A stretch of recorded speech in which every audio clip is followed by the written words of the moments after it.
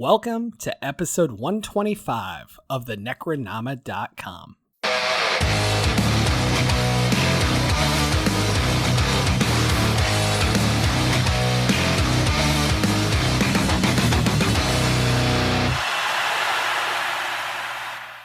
I am James Sabata, horror author, screenwriter, co-host of the podcast you're listening to right now. And my only question is, where the fuck did that truck come from? And I'm Don Guillory, author, historian, educator, co-host of this podcast. And oftentimes when I was younger, I imagined that there was some crazy killer out there, but I never imagined that it would be me. I imagine it's you all the time. I know, because I'm so unassuming. People are like, oh, he's such a nice guy. And, you know, it's just like between me and Paul Rudd and Tom Hanks and even Steve Martin, you know. Wouldn't it be awesome to find out Steve Martin killed like 45 people? That would be fantastic. That would probably explain why he's so young. Oh my God, is that what happens? Then Paul Rudd's in on it too. All right, joining us today, Dwan L. Hearn is here. Thank you for joining the show, man. Welcome. Hey, I'm so happy to be here, man. This is super cool. Glad to have you. We met in passing a few times at Imaginarium in Louisville. Yeah. I had a fucking great time at that con, man. It was so wonderful. It's so nice to have so many creatives in one space. Oh my God. And the best thing about that con is it's really small. So like you really got to build rapport with people and chill, and like you could go to a panel and then follow up with people and get to know them, or be on a panel with somebody and like hang out at the bar all night with them.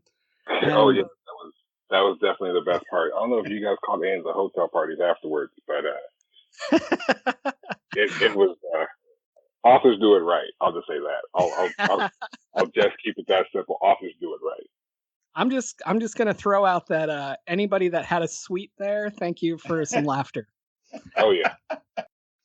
With that said, you want to tell our listeners a bit about yourself, man? Cool. My name is Dwan L. Hearn. My friends affectionately call me the Moon.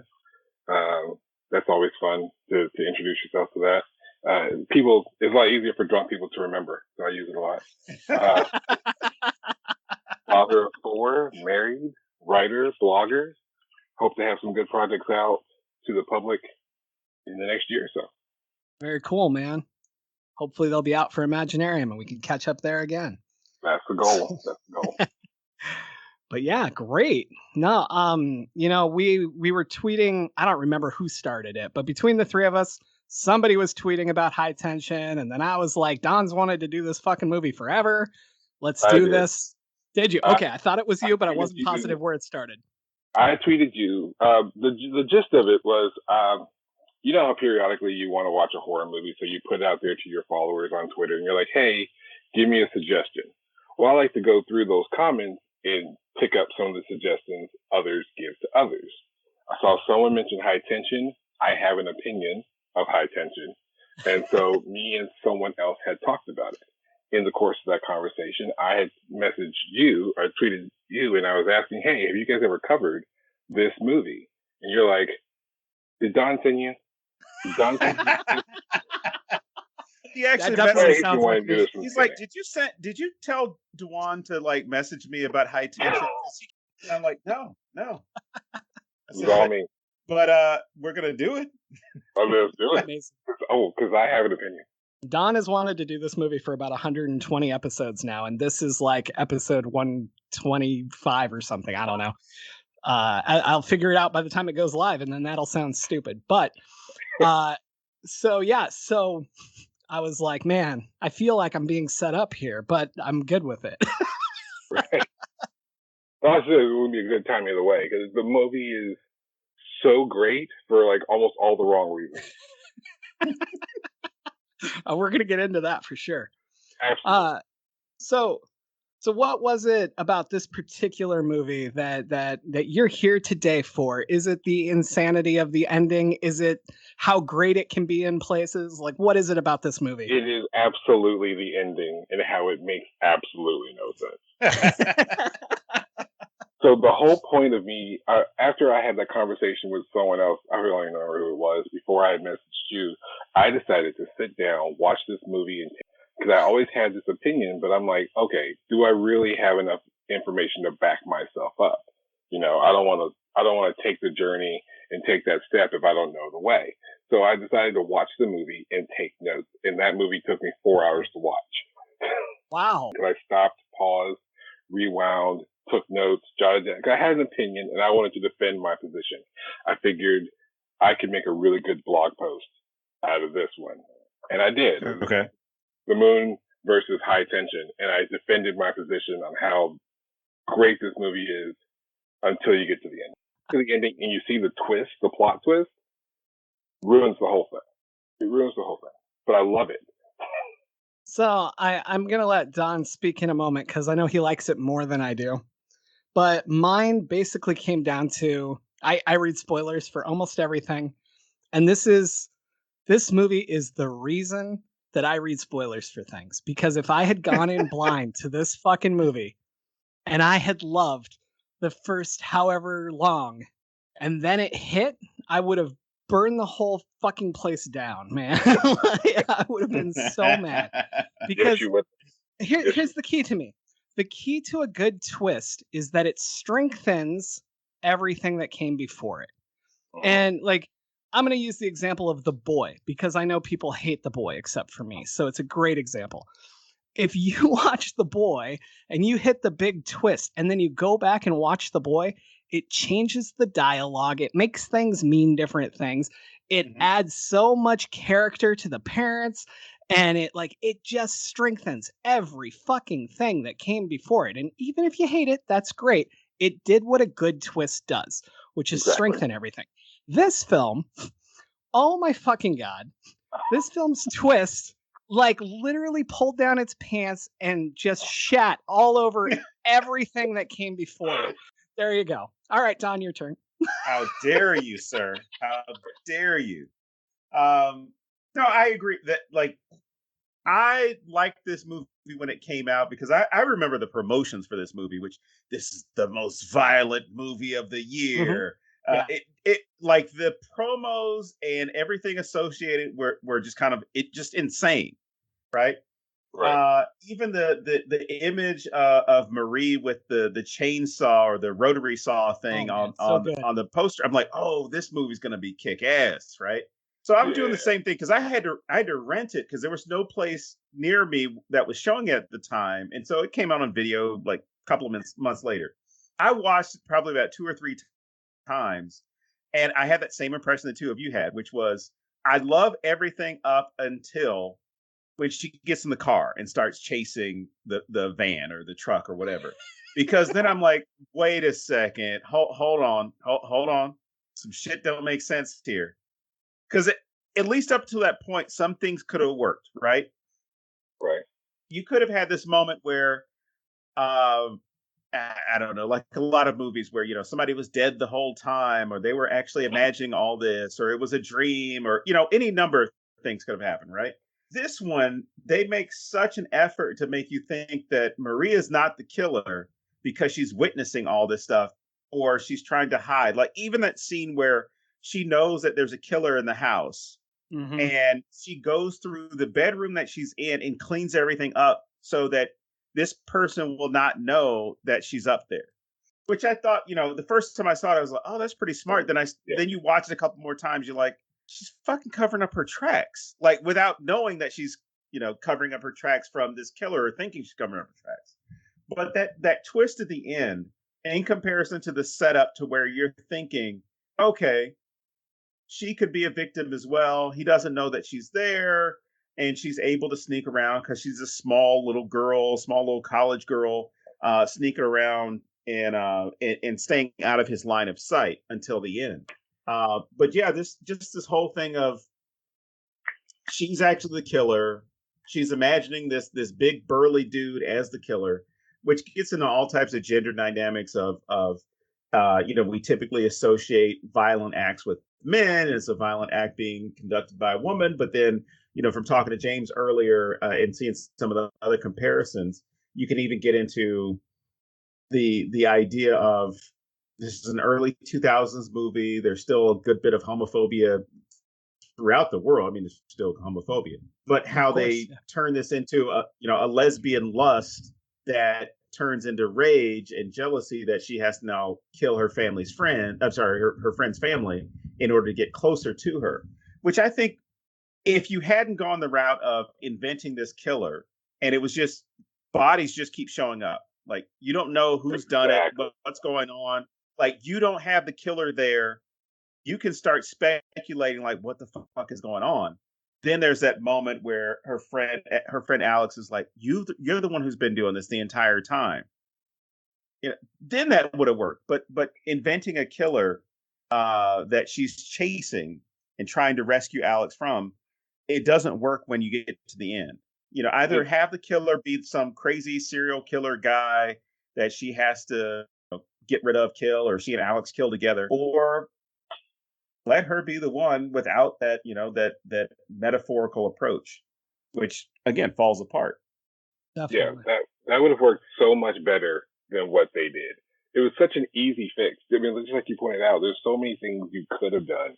And even if they hit like one of the old school cliches, or they were already dead, or some other kind of imaginary something or other, it would have worked out better. They could have been final girls together at the end. It would have worked out just fine. But perfect example, where did the truck come from? Right. They drove up to the house in Alex's car. Right. So if it's going to be a delusion, right? If she's going to have a psychotic episode, she's going to imagine everything, then everything from the delusion cannot be in reality. Exactly. Right. The killer is all going to be part of her delusion. How is it that Alex is found in the back of the truck? Where did the truck come from? And it's definitely not her family's truck. I mean, that would be something that she would be able to recognize. Right. It would be one of those things. It'd be like one scene, you'd see the truck in passing, like some B-roll or something, and you just never think of it again. You'd flash back to it. You'd flash back to Marie taking the keys and getting into the truck and doing everything. Easy fix. But no, and how great would it have been if we had this truck, right? And we didn't know where it came from. But then we find out, like on rewatching it, for instance, that the truck is parked at the farm when they arrive. And that it's like Dad's truck, like these little things would make it so much better. But they worked so fucking hard to throw the audience off that it fails because of that. Like the scene with the truck, the first time you see it, and you see the truck driver getting head, literally, because it's just a fucking head, and he throws it out the window. What the fuck does that have to do with the movie? That didn't happen to her. That didn't none of that's real. It was the red herring to throw you off, to make you think the killer is someone separate. They're trying to set up, the delusion all the way through, and they totally just shatters apart at the end. This is a shitty. Often couldn't break glass like that. Yeah, exactly. And this is a shitty comparison, but I think that it'll get my point across. Like you take an illusionist like Chris Angel, right? Like one of the main things that like street magicians and people like Chris Angel say to you is, does that seem fair? Like, is that fair? Like, and it's annoying because it's not fair. That's part of the game, right? But we expect it to be fair. We expect horror to give us twists, and it's fair, and we can play with it. And we like that moment where a twist really fucking works, right? Like we want to believe in the magic trick. Right. And this movie instead is like, look in this hat, nothing in there, right? Let me pull a rabbit out of that hat over there that has nothing to do with this hat. Or pull something out of your ass. Exactly. Believable almost to the point. Yeah. And amazingly, despite all of this, I mean, because we could probably go on and on about all the different miscellaneous things that are wrong with it, but it's still so good. Movie. Yep. It's still so good. And I agree. This movie is a fun fucking ride, man. And it is so good up till that point. And then that's where I get angry. But here's my big thing with the twist. Because I could probably... I shouldn't say that. I'll never accept this twist. But I would be more okay with it if it wasn't... It feels really fucking transphobic to me. And what I mean by that is the same thing I mean with Insidious Chapter 2. When the killer is killing because they can't deal with being transgender or because of something with that, then it feels exploitive to me. If your killer is transgender and also kills people but has another reason, I don't mind it as much. It doesn't feel exploitive, it feels representative. And that's a huge fucking difference for me. And I was wondering if you two might want to weigh in on how you feel about that. Well, I think because there's so little representation, as far as positive representation up to this point for anyone in the LGBTQ plus community, right? So that when you see someone that is a main character and they're the villain, they're the murderer, they're whatever it is, you're like, well, fuck, I got somebody here who was supposed to, who might be representing me, might be representing my community, and you make them somebody who has we're exploiting mental illness, or we're exploiting their sexuality for the sake of making them the murderer, as opposed to that just happens to be something that they do that which is not connected to their sexual orientation or their gender identity. Yeah, I can see that, absolutely. One of the things I noticed is there's that scene where they're kind of up smoking before they go to bed, Alex and Marie, and Marie is talking about Alex and all her little escapades and her little boyfriends and whatever, because apparently Alex is a slut. But and then she talks to Marie about her boyfriend, and you start to notice that that's the conversation about her boyfriend. Mm-hmm. And then, of course, you also notice that there's this obviously clear attraction to Alex by Marie. It's like it's not even acknowledged, or she's maybe so closeted. I don't know what being a French movie, I'm not sure what the politics were in France, surrounding this in that time frame, but it's like they wouldn't even acknowledge it socially. Like her best friend didn't even know she was lesbian, or didn't even acknowledge the possibility of her being bi. And yet she was so in love with Alex, she goes on this crazy murdering spree to have her alone, so they'll never be part. I guess it's one of those things, just like you acknowledge that it's so taboo there, they couldn't even bring it up, and it had to stay closeted.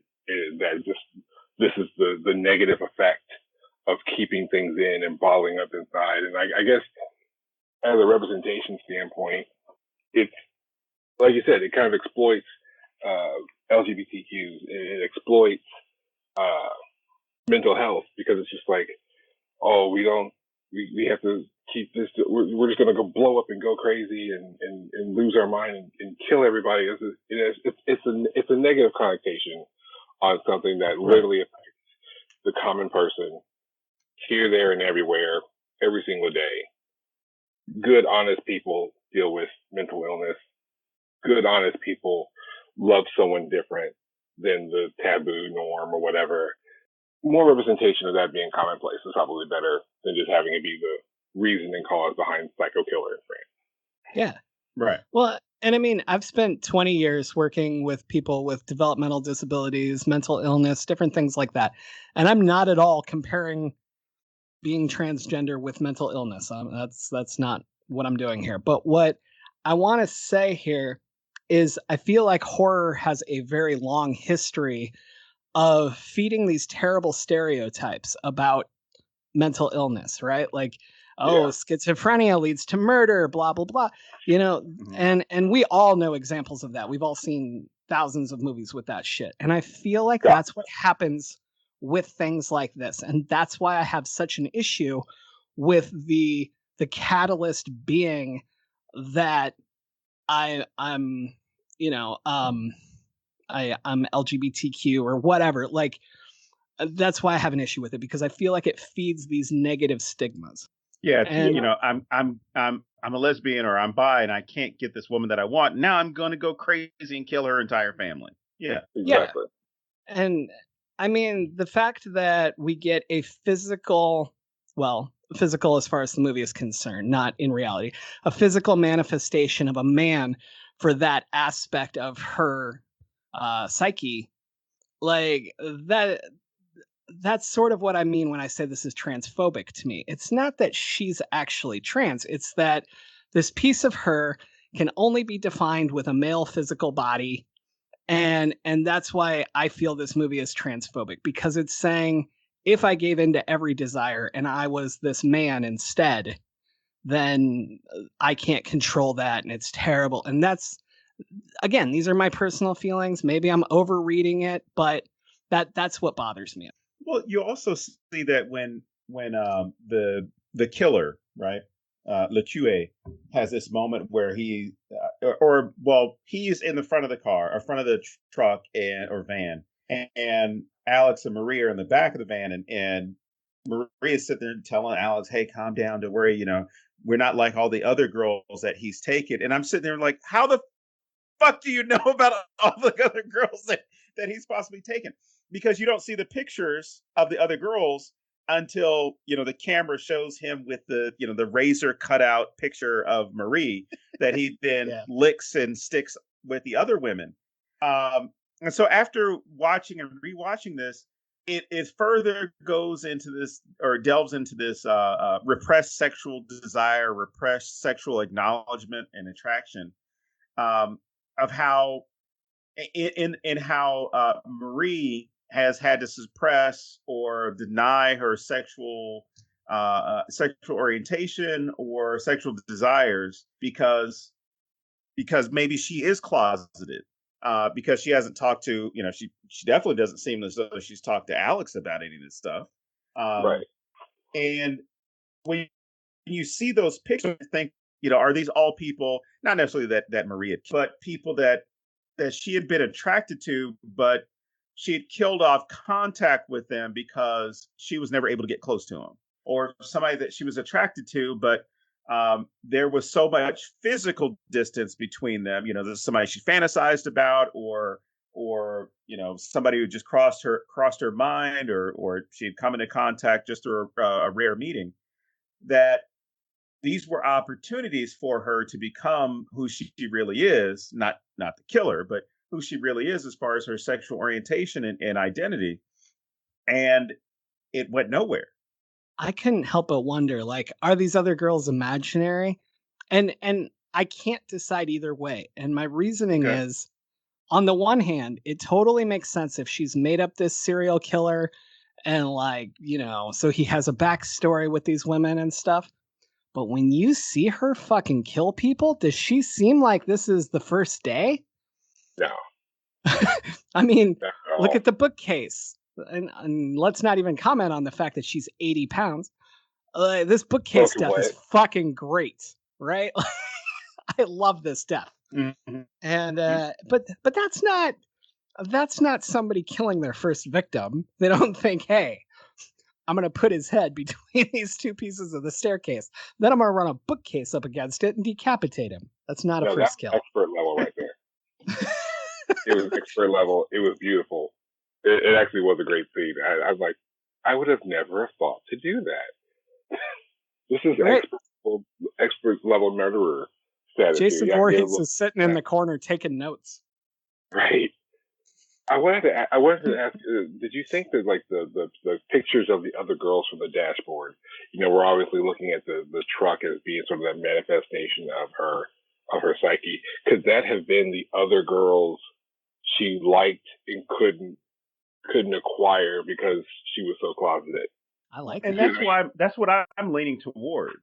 It's something that not well, I mean, you don't have to be a killer to think like this, but we all have these people like, oh man, I wonder what my life would be like if I'd gone out with this girl instead of this girl, or this guy instead of this guy, or when you're, or even when you're a teenager, or 20s, 30s, 40s, 50s, or even when you're 80s. There are always these moments where somebody does cross your mind from your past, and like, oh shit, I remember that girl. I should have asked her out, or I could have gone to prom with her. I could have done this. Right. Or you second guess these things, like, man, I went out with Julie for 6 months and that was pure hell, man. I should have gone out with Susan. Or maybe even on the counter end of that, the rejection she got. Seeing these women interested in, and noticing that they wouldn't give her that level of attention, or they wouldn't get as close to her as she wanted. And it's all manifested as showing up on this dashboard of potential victims, past victims, or maybe she's done this before and the other girls weren't as lucky and just nobody knew. Maybe she's going all the way around France and she's done this several times. Wouldn't that be something? We'd almost need a proper sequel just to see. I would actually be interested in how they would do a sequel, because you'd have to, actually show her doing it this time. Yeah. Maybe a prequel. Maybe the Ring Zero, the Ring U0 version of it. I will say I liked the killer. I thought he was fun and he was interesting. And he looked like he was making killing great again. Don't tell me I'm the only one who thought that. I have no comment at this moment. Yeah, I would have loved. No, there's nothing that special about him, but there was something about the actor and just the way that he just oozed gross killer guy. Like, he was the perfect fucking stereotype, right? Like this is the one thing I love about the twist and about her mental view, shall we say, of how he would look. This is fucking spot on, great casting, and the dude was fun. Like, that part where he fucking I think was it gasoline or moonshine or whatever the fuck he shoots on the girl in the back of the truck, and then he's dangling the match there. Oh, that kind of shit was great. Yeah, it was liquor. Oh, that was the J&B. Okay. Yeah. I probably just missed right that. After he left the gas station. Yeah, no, that makes perfect sense. But yeah, no, I loved that kind of stuff. And the actor just nailed this. So it was another reason I was mad he wasn't the killer, because I liked him. Right. He was literally Mr. No Fucks Given. Mm-hmm. And it's like he didn't care. You mentioned the opening sequence, not the opening sequence, but the first introduction to the killer. It's a severed head that he's to masturbate with. And it's like, who does that? Who does that? This guy does that. And he's dope for doing it. I'm just saying, it's one of those things where it really establishes where he is and what he's willing to do, what he's willing to go through, and more importantly, what he's willing to put you through to get what he wants in the end. That's a scary dude. And I think that is another thing that makes the reveal so sucky. Like you just said, this guy is immediately just elevated like a motherfucker coming out of that scene. Like, exactly. I'm like, holy shit, what is he gonna do? And then the next time I see him, he hits this bookcase death. And I'm like, holy shit, this guy, right? And then, yeah, I don't know. You're right. It's like they did so many things. For everything they did wrong, they did so much right. They established this killer, and they gave him everything. He had the know-how, the skill. When he goes upstairs and he finds the bedroom, and Marie is hiding, he goes in. He knows not to look down. He lifts the mattress. The more impressive thing was he went to feel underneath the faucet to see if that faucet had been used. Little ticks like that, little things like that. Like, wow, this is not his first rodeo. This is not the first time he's invaded someone's home to kill somebody. Sorry, go ahead. I was just saying, this is a professional. He knows where to look, how to check it, and he's gonna get you one way or another. That right there. You are establishing this guy as fucking unstoppable. Because if he's checking this shit, he's ready for any stupid shit you're going to try. And that makes me immediately want to see this dude, right? And yeah. And like I said, I have a shitload of problems, but holy fuck, the movie is fun. It is. Even along with it, well, when you're talking about him, when you're talking about the killer, right? And you're talking about the aesthetic that he had, that fits into, or at least the aesthetic that is presented in this film, that fits into the way that we typically look at killers within society, right? So in a horror movie, we want the killer to be dirty, grungy. We want them to be Jason, Leatherface, like you look at him, you're like, as soon as I see him, like, oh shit, that dude's a killer. He's a badass. Like something's gonna go down, right? Mhm. And I like how the production and writing and directing, all as well as the actor, his performance plays off of that, because killers can look like anybody, but the ones we're fearful of, or at least the people we're fearful of, and we definitely apply that logic of this is how they should look like him, as opposed to, James and I've talked about this before. If you had somebody like Ted Bundy, right, in the late 70s, early 80s, people Right. didn't believe he was a serial killer because he was handsome. I remember that. And there were women that were murderers, well, convicted murderers, so I guess I can say it, like Jodi Arias, where they were like, no, she's too pretty. There were people who were interviewed to be potential jurors and thought that she could not do it because she was pretty. And think about how much this guy would have probably got if he, assuming that he is a real killer, he is a serial killer, like how much he wouldn't have been able to get away with, because people would have, he's got a distinctive look to him. Could have been like, he's a dirty looking 6'2" guy with this old truck, this beat up truck. Those are some very definable things where I could, Oh yeah. Unlike Ted Bundy, he's got a Volkswagen Bug. Well, shit, so does half of America. What's your point? It's kind of like in American Psycho. Yes. He had a nice place. He carried himself well. He was cultured. No one saw it coming. No one would see it coming. But this is the guy that he walks into the bar and you're suddenly closing your tab. Right. Yeah. This is the guy that walks into the room and you find every exit or off top. This is a guy who walks into a room and he is not to play with. And that's what you want in that badass killer, And he does it so well, like without words. The only time he really, really talks is the gas station scene, talking to the clerk. When he's talking to Jimmy. Yeah. And he comes in. He doesn't need threats. He doesn't need intimidation. He just walks in like a badass. It takes what he wants, does what he wants, and the confidence he has in his weapon. He has like a barber's razor. Mm-hmm. That's it. The confidence you have to have that I'm going to take down an entire family with this, or maybe a miscellaneous shotgun I got in the car. That's the confidence he walked in the house with, a razor blade. That's crazy, isn't it? Like it's so great. It's I'm going to use this and whatever I find. Like it's almost a game. Yeah, because I'm so good at killing people. No matter what I find, you're gone. The dad, perfect example. I'm gonna hit him in the face with an axe. I'm gonna push his head through the banister. He's not gonna move, and by the time he sees this table coming, it's over. It's a wrap. It's just that easy. That easy for him. And to have that killer throughout the whole thing, be that killer. And it takes two final girls to get him down, and it may or may not succeed. That's what I wanted to watch the first time I saw this movie. You almost wanted, as a horror fan, you almost wanted to root for this killer, because it's like, man, he's good.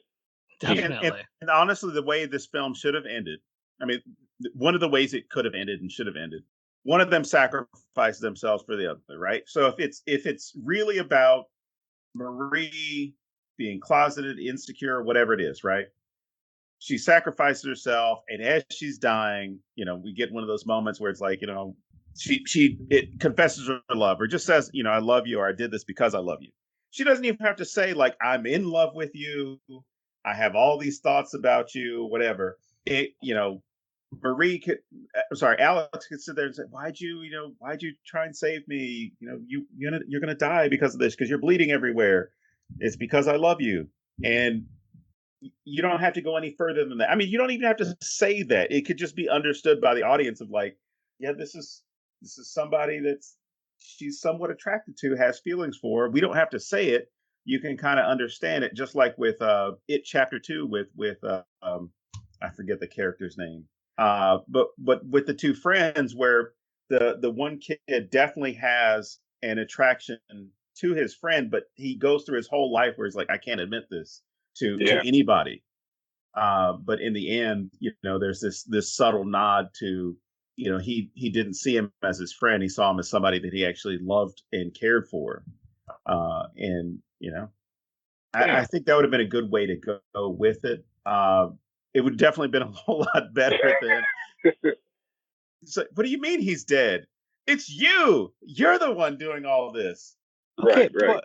but when she's running to the car, Alex tells the driver they're both after me. What the fuck is she talking about? Unless I just got a bad translation because I was watching the full French version with subtitles. But they're not both after you. You don't see two people. Like maybe Marie sees two people, but you don't.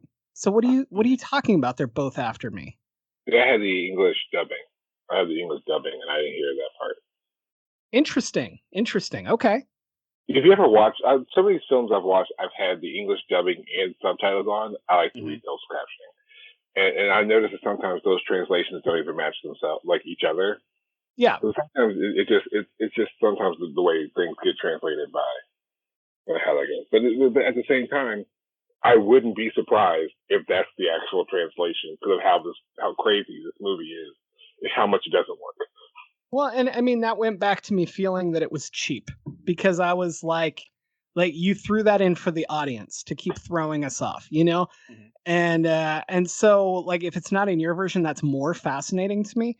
But yeah, that was a big thing because like I said, I read spoilers, so the whole time I'm watching it, that's what I'm paying attention to, and so I'm just like, what the fuck is this lady talking about? There's so many ways it could have been done so much better. Like Don was saying, like you wouldn't even have to say it at the end. You could just look at her and say, like, "Why'd you do this to me? Like, why'd you do this for me? You know why." Boom, done. Yeah. And then the killer comes by, takes out the first girl. Maybe the second, they die together holding hands, and the killer goes on about his business and goes on to the high tension too. It could have been done so much better. I would prefer that. What's crazy is like there have been a good number of foreign films, whether we're talking about European, Asian, Latin American, and even African films that have been adapted for American audiences.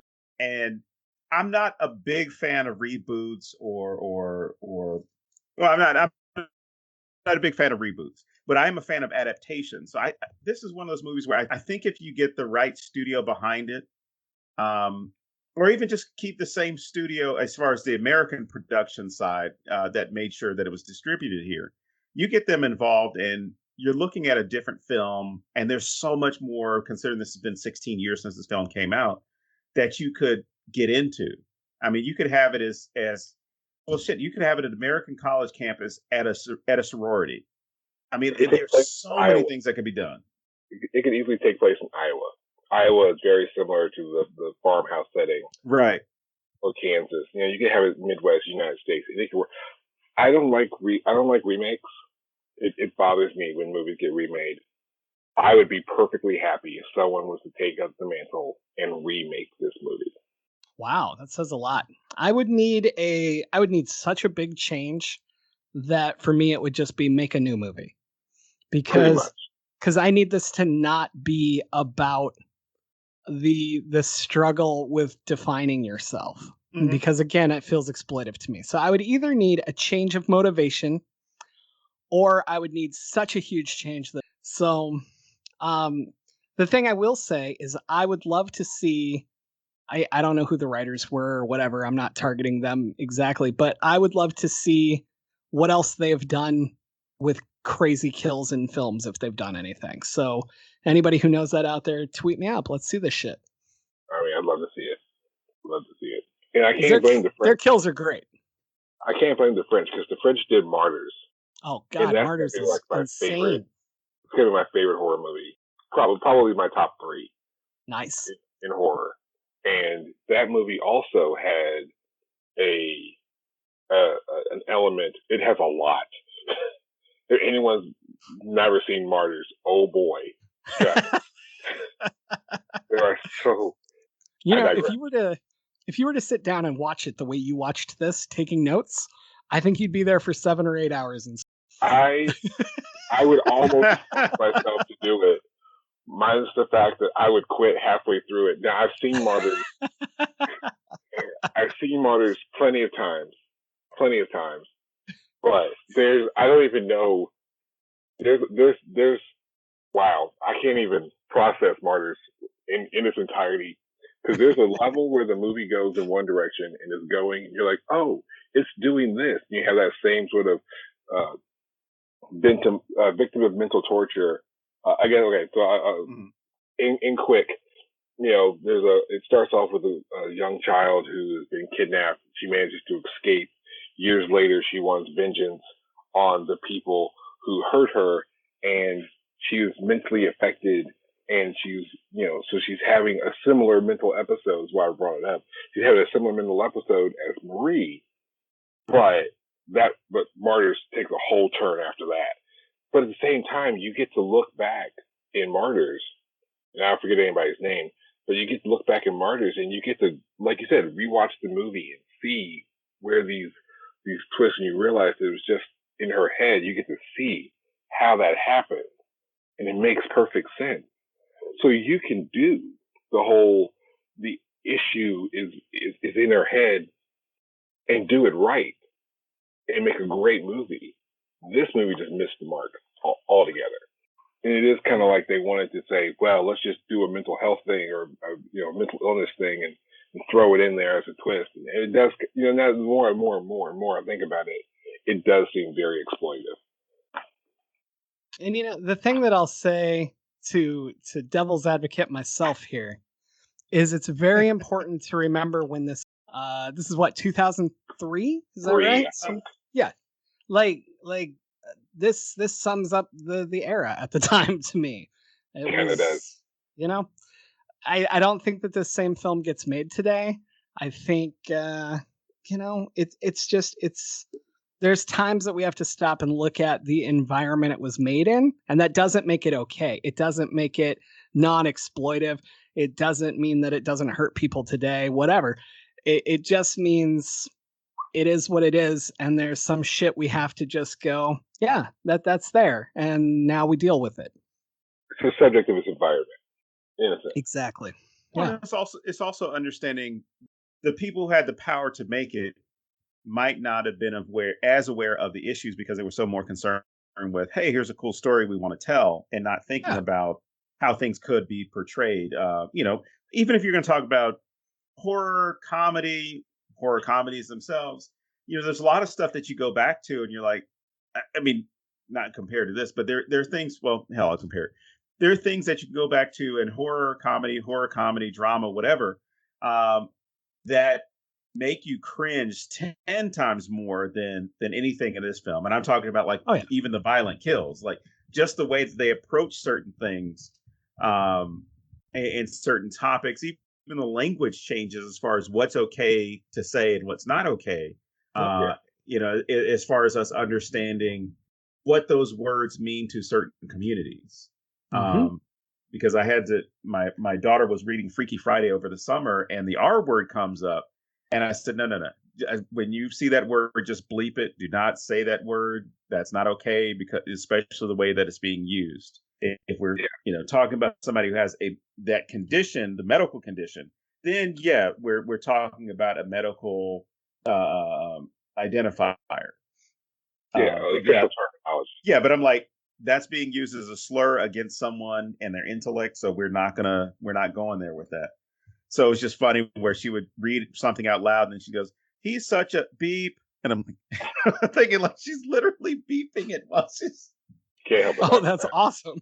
But what was great is we sat and we watched the movie, and I was surprised at how well. I mean, there are a couple of parts of the movie where you kind of get like, oh, this is weird. This is kind of getting pedophilia. But there are a couple of moments in the film where we watch it, and I'm sitting there like, this actually aged well, despite the part where the daughter's to the mom's body and she's flirting with this teenage boy as a grown woman. And watching it as an adult, you're like, this is kind of gross. But yeah, it's even then, as far as looking at this film from the early 2000s, we like to say that we were at a progressive spot, as far as, Western society itself. but there was a lot of shit that people got away with. I mean, even what was that movie? Bring It On. There's I tried to rewatch that one. Probably made it 30 minutes in. I had to shut it off, not because of the movie's quality, but because of the things that they were saying. Where even I said, I was like, holy shit, I can't believe this was okay. And what is it, 2000, 2001 when that movie came out? Because there's this, there's this one gay character, and there's another male cheerleader who's cis hetero. And one of the girls asked me, "He's like, are you gay?" And he's like, "No, not necessarily. I'm a little controversial." And then she asked him, quote unquote, "You speak fag?" And right when that happened, I turned it off. I was like, no, like I'm not watching this. Like even for that time period, there was a lot of stuff that was quote unquote okay. And then you look at a film like this of 2003, you're talking about comically approaching someone's sexual orientation with a slur, and then you have this film where they're dabbling into someone's sexual orientation, they dance around it, but then they make that almost a primary cause as to why they're going and killing people to enter into this toxic relationship, or at least create a toxic situation for the person that they feel that they have love for. But yeah, I mean, there's so much they could have avoided. I mean, other movies have done it well, where they've got into, sexual attraction or just attraction in general. I mean, even Fatal Attraction, as ridiculous as that movie is, they make it even from a 2021 lens, they make it more Michael Douglas's fault than Glenn Close's fault. Because they don't pull the whole, oh, well, she does this because she's crazy and this is going on and this is going on. You see how he manipulates her and takes advantage of her to where she starts to retaliate against him in the only way that what makes sense to her, to retaliate against this guy. Yeah. And I think they set up everything so well that they could have done more. And I think it was one of those things like in that period of time, I know here in America in like 2004, we were still talking about gay marriage and not wanting to have that as a law and fighting against that in our political sphere. So in 2003, like you look back at the movies, it goes from Alex and Marie sitting at the table smoking and talking about boys, and then it goes to her wanting to go outside. So they're talking about boys. She goes outside to smoke. She sits on the swing and she sees her friend. She's watching her friend through the window. Right. And so that's how they establish everything. And then she goes back inside and takes care of her own business, as the truck's approaching. And, that's how you establish the situation. Like, oh, okay. But given the time frame, it does seem, I think James said it best earlier, it's cheap. They took it and they're like, okay, we're going to throw in this super taboo situation right here, and that's going to be her motivation. Mm-hmm. And it was cheap, it was set up and it could have been done better, but it just became super cheap. I can't say it any better myself. Another thing with all of this cheapness is I just feel like this car chase bothers me more than anything else in the entire film. Oh my God. Like the scene with the severed head, I don't know what the fuck that has to do with anything. But this car chase, what the fuck is really happening? Is she just driving down the road? I don't know. I don't know what actually happened here. But this scene is so ridiculous once you know the twist. When you know that she's the killer, she's not in another car being followed. She's not being run off the road. What is this shit? But that's the thing. She is, but she isn't. But she is, but she isn't. Is she? Yeah. No. Yes. Could be. Who knows? So just a quick shout out to our friend Brian Haas. This is the 10 minutes that should be cut from the film. Brian's a big believer that you should cut 10 minutes out of every film that's made and that it'll be tighter. This is the moment. Cut this fucking scene. Cut the ending. Leave everything, cut the ending. you're absolutely right. The car scene never made sense because, there's the bathroom scene where he thinks he's found what was Jimmy looking at, and he thinks he found her, and he leaves, drives away, and then she's like, "I'm gonna call the police." And that's a small note I have to bring up. So after the truck has left with Alex in it, the killer and Alex are gone. She makes a phone call to the cops. Yeah. Did she make the phone call? Did she drive away with Alex? I don't know. Wait, you mean she made the phone call and then drove off? Because mind you, the killer doesn't find Marie in the bathroom right at the gas station. Right. So he gets back in, he leaves, and she's washing her face and relaxing. She's gotten away. The killer drives off with Alex and starts going down the road. She realizes that her friend's being taken away, so she goes to call the police and say, to report the murders at the house and the murder of the gas station or whatever. But then she takes the car keys, and there's a slight little moment there where she gets super aggressive and super angry with the cops on the phone. Unjustifiably so. She's like, "All right, we want to help you, but where are you? Hell if I know. Just come help me." Yeah. Okay, so I'll just set this place on fire and you'll find it. Right, and she gets really angry and sends it down. She's like, "Okay." She's really passionate about finding her friend, or she's the killer. Who knows? But she goes and she makes that phone call after the killer's already left. Like, what's happening? And then, of course, like you said, she grabs the car keys and she's driving away in this sports car. So is she driving away in the sports car after the fact, having called the police? Is she driving away in the truck? It makes no sense. Where did the truck come from?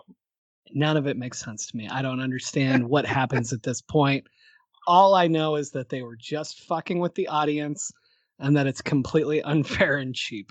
But if you don't think about it as hard as like true, like deep horror fans do, because I'm the kind of person I have to watch a horror movie twice. I watch it all the way through. I try to play the whodunit. I figure out the ending, and then I go back and I watch it again, like you mentioned, to see if I see it on the way through. I should have caught that part earlier, so on and so on. If you don't do that, don't do that. Watch it once. If you put no thought into it at all, it's amazing. I don't know if I said this to you or Don or who, but I really feel like this is a movie that if I saw it once, I personally would be angry, but I would probably be okay with it. It would be that rewatch, or in my case, reading spoilers before you watch it the first time, which is my equivalent of watching it a second time. That's fair. That's where it falls apart for me. So I truly wonder, like, if you saw this once, would somebody be like, wow, that was great? I can't imagine. I can see being excited by it and enjoying it. I can't see thinking that was a great story. I think if you watch it once, you see the ending, you hear the twist, and you're like, you're not trying to put it all together. You just accept the ending as it is. You don't put any thought into it. You just accepted, oh, there's a twist ending, and we go with it. Like, oh, I got Shyamalan. And, but Shyamalan's twists are a lot tighter than what. We don't talk about The Witch. No, which one? No, what was it? What was the one? The Village. The Village. Well, the Village even made sense, though. I mean, the whole idea of, they're really not in the 1870s or whatever the hell they were supposed to be, and it was really because these people wanted to escape from the violence of society. That didn't make sense but I mean, it makes more sense than the twist with this movie. Did it make more sense? Absolutely, but we can't defend The Village. Oh, no! I'm not. I'm in no way saying that was a perfect twist or perfect. It was just. I like this man's rules. They're good. But seriously, if you're watching it once, you're like, I got Shyamalan, and you like accept it and you move on about it. No red doorknobs, but I'm okay with it, and you let it go. You let it go. It's like it's the rewatch. It's when you watch it that second, or maybe even the third time. Because the second time you watch it, you're like, I've seen it. Okay, I can see this. And you just kind of, again, you blind watch it, you let it go. But once you start studying it, once you start paying attention, you're like, wait a minute. Little things like the first thing that got me thinking about was the knife in the back. So at the house, Marie is supposed to be trying to get to a phone in the house so she can try to call for help, but she realizes the phone line has been cut. She gets a knife to defend herself, and that's when she watches the killer carry Alex out of the house. That in its own right is an issue I have. But she grabs a knife, and then she gives it to Alex at the gas station when she tries to escape and go inside, and she's like, hey, hold on to this in case I don't make it back. If she was in the back of the truck, how does she give her the knife? Because she uses the knife against Marie at the end of the movie. How does she get the knife? That was the knife wasn't real. There, I'm going to go with that one. Oh my gosh! But she cuts her in the face with it at the end. Right. You know what I mean? I'm still trying to figure out how Marie got injured in the car crash that didn't happen. She wrecked the truck. But didn't think so. Yeah. All right, I'll give you that. I'll take that. That's better than that doesn't make any. Just accept it. Okay, how about this? Like Martyrs, they're in the house, and it's like after she kills the family, and she's hurting herself, but she visualizes the monster killing her. And as we reflect from the friend's point of view, we see her harming herself. There's one of those, in her mind, she's being injured by something else, but in reality, she's harming herself. I like that. Done. Headcanon. All right. One thing I think that bears discussion is the blood, the gore, the action scenes. Like the two of you already brought up I think it was a dresser or a table or whatever was used to kill Alex's father. And then there's that really brutal scene where her mother is getting decapitated or having her throat slashed. Another great scene. Amazing. Well, it's the blood. It's Marie in the closet again, which is interesting to have her in the closet. But she's in the closet watching this take place. So as an audience member, you see like this one slash of the throat, but then you start hearing what sounds like sawing. As far as the razor cutting through, because there's blood everywhere. But I remember when this film came out, we talked about it earlier when we started, how the advertising, the promos, and everything about this film was, this is the most violent movie of the year, the goriest movie of the year. And I recall, because I watched it with a few people, and when we watched it, it was like, holy shit, I can't believe they just did that, with the dresser part. And then with the guy at the end who comes in to rescue Alex, where there's this point where you're like, holy shit, like she's not going to she's basically a Terminator. She's not going to let anybody get in between her and the woman that she's attracted to, because she picks up this buzzsaw thing and cuts through the driver in the front seat, and there's blood everywhere in the car. His chest cavity is cut open. There's blood all over Alex. I mean, it's remarkable that they were able to get this movie made at the time that they were able to get it made, and still get it distributed to movie theaters, and then have enough people that were interested in seeing the uncut version, which, it's not much more. I mean, it's a little bit more blood, a little bit more gore, but it's nothing to where you go. I mean, especially now, it's nothing that you would go to and say like, this is what is it?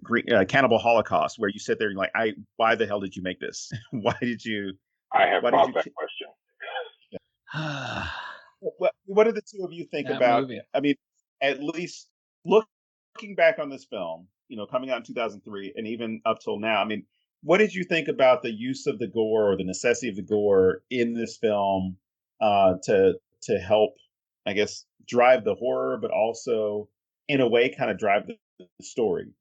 It made sense to me, because like I said, when you first watch it, that opening interaction with the killer really does set a tone for the type of killer that we're dealing with in this movie, the type of threat that our heroines are going to be up against, come the impending climax of the movie.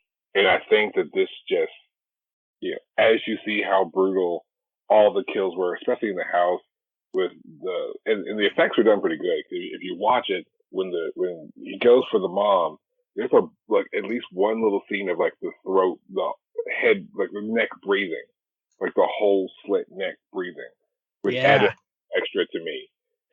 blood just spraying on the door, and just that horror on Marie's face from inside the closet.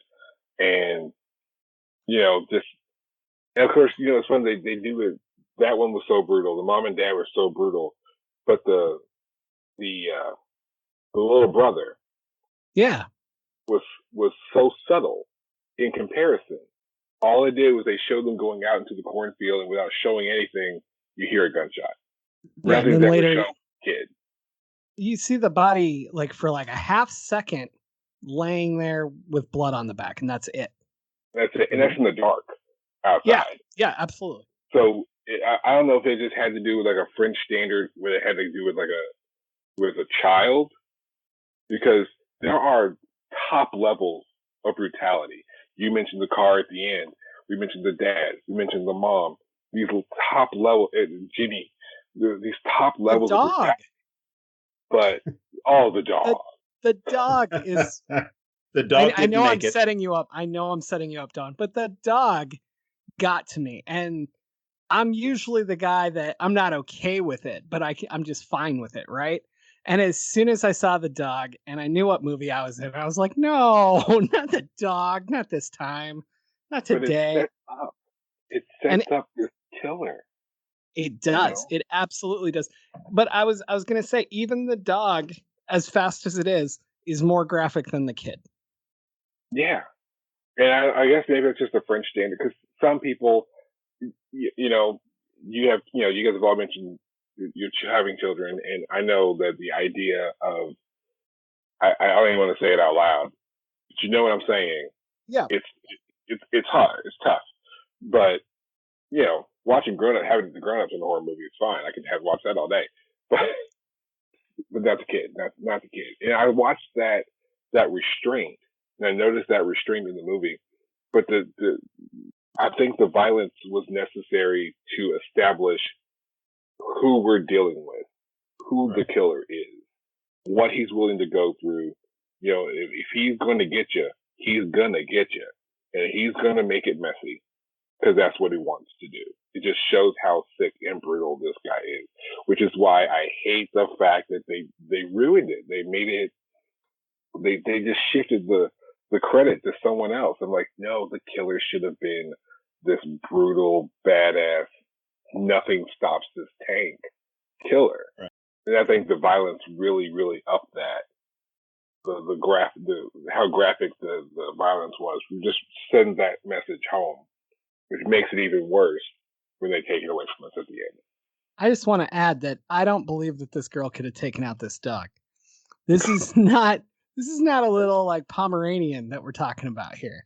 And the way that this Saint Bernard goes down, I don't believe that she could do that. I don't think she could have lifted Alex with all those heavy chains and the locks and carried her down the stairs over her shoulder and thrown her in the back of the truck. I agree. I don't think that bookcase is moving. I think a lot of this, but no, back to the dog really fast. What I was really going to say about the dog, and again, it's not a Pomeranian. That's kind of my point. That's really my point though. This sets up the killer. The killer took down that fucking dog, right? Yeah, it's not a Doberman, but it's a big dog. So to take it down that easily, again, sets up the killer as I won't be stopped. I can take on anything. Nobody can fucking stop me. I thought using a big dog was a great use here. Absolutely. So many things were done right. So many things were done almost perfect. So close. So sad. So close. Poor little Tink. We almost got it. We're almost there. Almost there. And then we weren't. Okay, here's why I'm going to mess with both. Okay. Who is saying that? I mean, because obviously much of this is in Marie's mind, right? We assume. Who's saying that Alex was actually upstairs? I mean, who's to say she was actually upstairs? I mean, if all this is in her head, or I should say, a good bit of it is in Marie's head. It's possible that Alex wasn't upstairs, or when she brought her downstairs, she dragged her downstairs. Maybe there was no dog.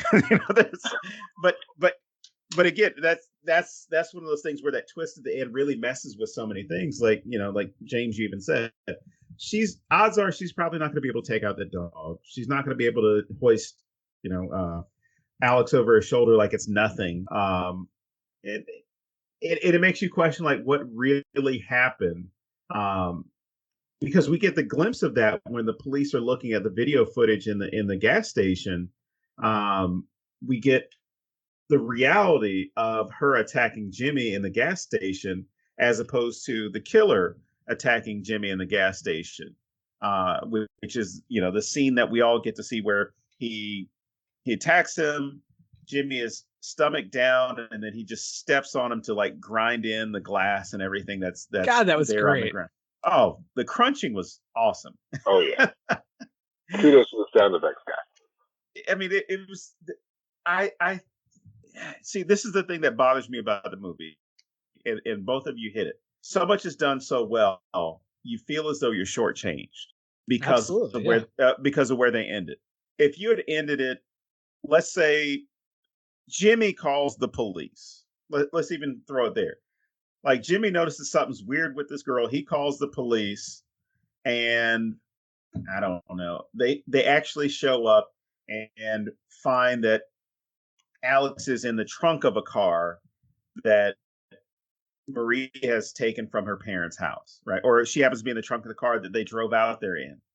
And now there's this whole thing of hey, you've been doing all this stuff. Like there's a bunch of bodies at this farmhouse, and you've actually done this. And now we get to see how she has this, I don't want to say a mental breakdown, but she breaks into the reality of understanding what she did, and then she gets sent to the mental institution. Because even in the end, I mean, she's still gone as far as like disconnected from reality. But I love that whole scene at the end where can she see me? And anybody who's a horror fan is like, she's gonna see you. Oh yeah, that was obvious. And she's gonna jump out at you at the end of the movie. Yeah, but yeah, it would be great to have a movie where she served her time in the mental hospital. She's gotten treatment. It's or kind of like at the end of the movie Crush with Alicia Silverstone, where she goes there and you're like, okay, she's going to get help. She's going to get better. And you realize like all she's done is she's moved on to somebody else. So it's not this person I'm really concerned with anymore. It's now this new person that I'm going to be, obsessed with and infatuated with. So I would love to at least have that explored in, even a short, like she gets out or an epilogue, like an MCU post-credit scene where she just gets out like 20 years later, and it's she sees Alex somewhere, and Alex like freaks out that she sees her. It's like, fine, you don't have anything to worry about for me. And then she just sees some other woman that's younger and more attractive and starts going after her, and then maybe we flip it and Alex then becomes obsessed with her. Wow. I'm down for all of it. I just want a better ending. Yeah. It's just even if you took it, I feel like I'm going back. The number 23. Okay. Oh, nice. When I know, like I haven't even thought about that movie in so long, but it clicked. Like as you were describing that, in number 23, he starts to notice this trend with number 23, and he falls into this psychotic episode of sorts where he becomes obsessive over the number 23, and it comes to find out he had previously done this, had previously been committed, and we're actually seeing him after his, time in the asylum, and he's just falling back into that trend again. Even if we saw that movie where, the same thing happened to another person or whatever, something to redeem this movie. Anything. I think that that's probably a good place to wrap it up, because I just feel like that's how we're always going to feel about this. And whether I watch it again, whether I don't, whether you guys watch it again, whatever, I think all of us are always going to come back to that, right? We're always going to be like, so much good shit, but why? Why did they do this? And so I feel like that's the perfect place to drop it off, because that's how we all feel. So we're going to take it to movie recommendations, where we kind of do a little if people liked this or, just enjoyed the ride and hate the ending, whatever, like, what do you feel that they should watch as well? I've mentioned Martyrs. There's a fun little movie I watched the other day called The Last Shift. It was this police station's being shut down. They're moving to a different location, and this new rookie is staying in the station. Something crazy had previously happened, and she's dealing with the ghost of it. And the ending falls into the same sort of trend. But like number 23, Martyrs, Last Shift was fun. Those are the fun ones. I'll always suggest Martyrs. Awesome. Martyrs was actually originally going to be my double feature, so I don't have one today. But I do think that that's one that you should watch with it. If I was gonna throw something else out, I think I'm gonna go with like You're Next, because it's a great, like, the whole house family kill sort of vibe going on, and then of course there's someone you don't suspect inside, and I feel like they'd be fun together. That's all. All right, Don, what do you got? All right, all 5,000 movies that I've got today. Damn it, I didn't make up a number. Yeah. I think this is probably going to be the most amount I've recommended, and I didn't think it was going to be like this. Here comes Don with his 313. Yes. Go ahead. I'm going to go with a classic as far as 50s. The movie Diabolique. I mentioned Fatal Attraction earlier. For the gore and everything, Hostel.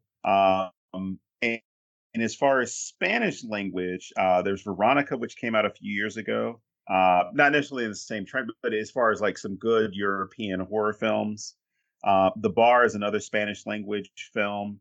A French horror film I love is The Delicatessen. It's kind of this post-apocalyptic dystopian horror film where everything takes place in this one like apartment building. But there's a lot of weird, creepy, scary, and horrific stuff that takes place. Skeleton Key, Last House on the Left. Let's see, The Hills Have Eyes. It Follows. The Texas Chainsaw Massacre. House of Wax. Friend Request. The Hitcher. Either the original or the remake. I'd definitely say go with the original. If you can find a place to watch it. Well, I mean, if you have your opportunity. Silent Hill, Raw, As Above, So Below, Wrong Turn, Monster with Charlize Theron, about the female serial killer Eileen Wuornos. See, a couple of other European films, French language and Spanish language. French Twist, which deals with sexuality around the same time period. I think it's late 90s, maybe a 2000 film. Spanish Apartment, and I cannot talk about a French language film without mentioning Amélie. So, may I throw one more in that I just thought about? Go ahead. Mother. Oh, yeah. Not to be confused with Ma or Mama, but Mother with Jennifer Lawrence. Yes. That is an absolute total mindfuck of a movie. It's a beautiful thing. It's beautiful. I can't say too much about it because I don't want to spoil it for anyone. That movie is too good to spoil for someone. That would be a good double feature for this, because you'd leave at the end of the day still feeling okay. Mother's great. Absolutely. All right, man. Well, that brings it back to you. You want to tell our listeners where they can follow you online and all that good stuff? I am. You can find my writer's page, my Instagram, and my Twitter at DL Hearn Writes. And you can read my blog and most of my writings, including my short story series, at DwanLHearn.com. Excellent. All right. So I suppose that wraps it up for another week. So as always, I am James Sabata. And I'm Don Guillory. And we will see you back here at thenacronama.com.